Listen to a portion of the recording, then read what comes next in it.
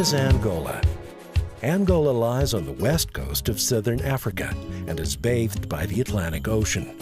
It covers an area of more than 1,200,000 square kilometers. The country is divided into 18 provinces, and its capital is the city of Luanda.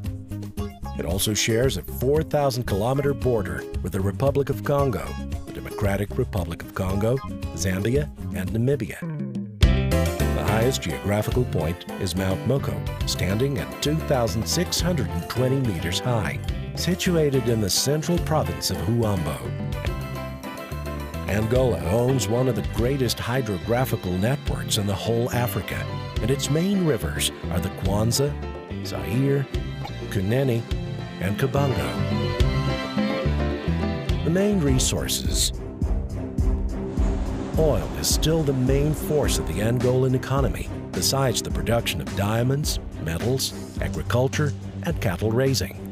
In 2001, the oil production entered a new era with the exploration of deep-water wells. With this, the country will increase its production to over 1 million barrels of oil per day. Nearly 100% of the country's oil production is carried out in high seas. To exploit this resource, Angola acquired technology from foreign countries in England, France, and the USA. Angola's hydroelectric station in the province of Malanje was built with Russian and Brazilian technology and has now begun producing energy. In the future, it will be the center of a new energy source for the country. Strategic sectors. Amongst the stronger segments of the Angola economy, the oil sector still holds a highlighting place. The mining activity also presented important progresses, having recorded a growth high at 14% comparing to the last year. In civil construction and public works, the country has achieved expressive progresses that should gain major effect and intensity in the coming years. The rehabilitation of the country's infrastructures is the prime encouraging factor of this segment. Roads, bridges, schools, health centers, urban works have already been noticeable all over the provinces of the country. In 2002, agriculture had a great incentive, and with the increasing return of the rural population to the areas of origin, agriculture will keep on growing in the next few years. Angola has still a more promising vocation for leisure tourism. Beaches, mountains, deserts, rivers, and forests. The nature's diversity and its culture as well turn the country into a privileged touristic destination. It's a segment that should receive great investments at mid and long terms, creating jobs and new business opportunities.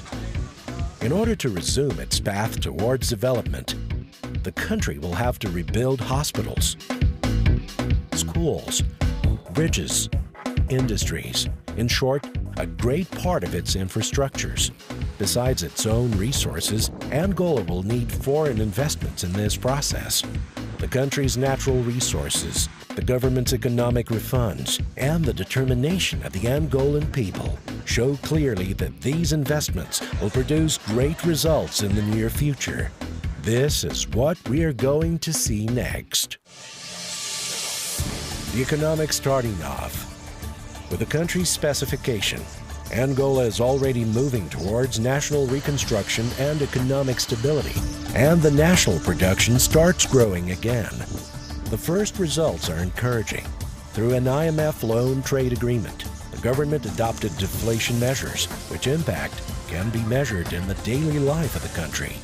In the last 3 years, inflation rate recorded a big fall. With this happening, there's more trade and productive activity, more offer of goods, and network of the banking services. In addition to betting on the economy, the government is also locating a major amount of resources to the social sector.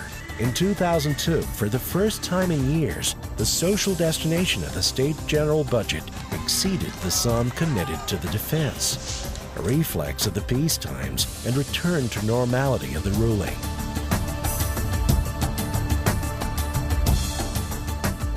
On the other hand, the government is increasing its capacity of investment for fighting illegal trade that so much damaged the country's economy. In 2001, there was an increase of 76% in the funds collection, a result of a new and strict administration of the Customs Office.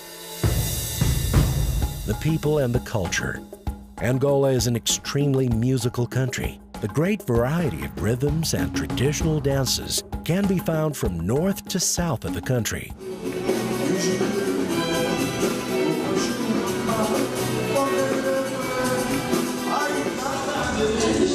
Samba is the most common rhythm and has given birth to great national artists. Amongst the younger people, other musical manifestations have now appeared, mixing traditional music with modern rhythms like rap, for example. Artwork, from modern paintings to traditional sculptures, are another feature. The Thinker, a sculpture of Chokwe origin, is considered to be the symbol of culture in Angola. As with music and sculpture, the country has a rich literary tradition. Natural beauty. It isn't a mere accident that Angola is beginning to be discovered by foreign tourists.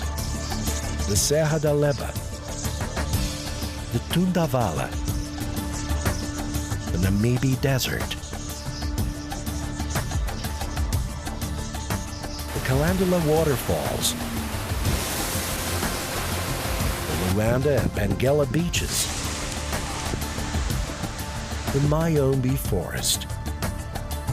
Angola's beautiful landscapes are extremely varied. They are enchanting to the eyes, making Angolans proud of them, and they're waking special interest of foreign visitors and investors. With these, and the guarantee of free circulation, the way is now open to all those who want to work, to discover, to live the emotions of this country, which is one of the most beautiful of the African continent.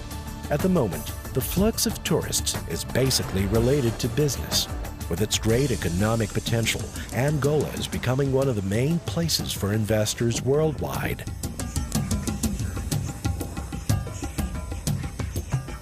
Within a few years from now, tourism will become one of the country's main economic activities.